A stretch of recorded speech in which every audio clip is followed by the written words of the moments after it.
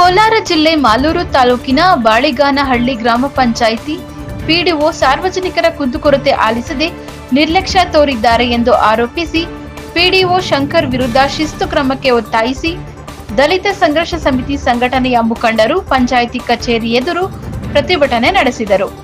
ಗ್ರಾಮ ಪಂಚಾಯಿತಿ ವ್ಯಾಪ್ತಿಯಲ್ಲಿನ ಬಹಳಷ್ಟು ಗ್ರಾಮದಲ್ಲಿ ಮೂಲಭೂತ ಸೌಕರ್ಯಗಳು ಮರೀಚಿಕೆಯಾಗಿದೆ. ದಲಿತರ ಕಾಲೋನಿಗಳ ಸಮಸ್ಯೆಗಳನ್ನು ಆಲಿಸುತ್ತಿಲ್ಲ ಎಂದು ಸಂಘಟನೆ ಮುಖಂಡ ಎಸ್ಎಂ ವೆಂಕಟೇಶ್ ಆರೋಪಿಸಿದ್ದು, ಪಂಚಾಯಿತಿ ಅಭಿವೃದ್ಧಿ ಅಧಿಕಾರಿಯನ್ನು ಅಮಾನತುಗೊಳಿಸುವಂತೆ ಒತ್ತಾಯಿಸಿದ್ದಾರೆ. ವರದಿ ಹರ್ಷವರ್ಧನ್, ಎನ್ಕೆಎಸ್ ಟಿವಿ4 ಕೋಲಾರ.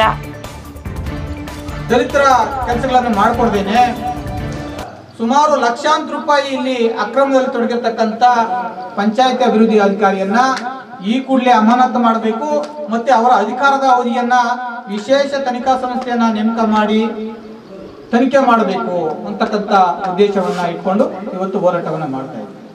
ಉದಾಹರಣೆಗೆ ಇಲ್ಲೇನು ಪಂಚಾಯಿತಿಯಲ್ಲಿ ಒಬ್ಬ ದಲಿತ ಕಾರ್ಯದರ್ಶಿ ಸೆಕ್ರೆಟರಿ ಉಮೇಶ್ ಅಂತಕ್ಕಂಥವನು, ಪ್ರಮೋದ್ ಅಂತಕ್ಕಂಥವನು ಇಲ್ಲಿ ಕೆಲಸ ಮಾಡ್ತಾ ಇದ್ದ. ಆ ಪ್ರಮೋದ್ ಅಂತಕ್ಕಂಥವನಿಗೆ ದಿನನಿತ್ಯ ಕಿರುಕುಳವನ್ನ ಕೊಟ್ಟು ದೌರ್ಜನ್ಯ ಮಾಡಿ ಮಾನಸಿಕ ಖಿನ್ನತೆಗೆ ಒಳಗಾಗಿ ಇವತ್ತು ರಾಜೀನಾಮೆಯನ್ನು ಕೊಟ್ಟು ಹೋಗಿದ್ದಾನೆ.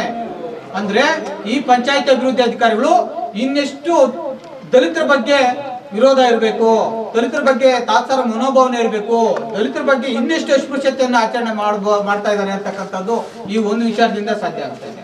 ಅದೇ ಅಲ್ಲದೆ ವರ್ಗ ಒಂದರಲ್ಲಿ ಸುಮಾರು 18 ಲಕ್ಷ ರುಗಳನ್ನ ವ್ಯಯ ಮಾಡಿದ್ದೀನಿ ಅಂತೇಳಿ ಇವತ್ತು ಅಕ್ರಮವಾಗಿ ಹಣ ಮಾಡ್ಲಿಕ್ಕೆ ತೊಡಗಿದ್ದಾರೆ.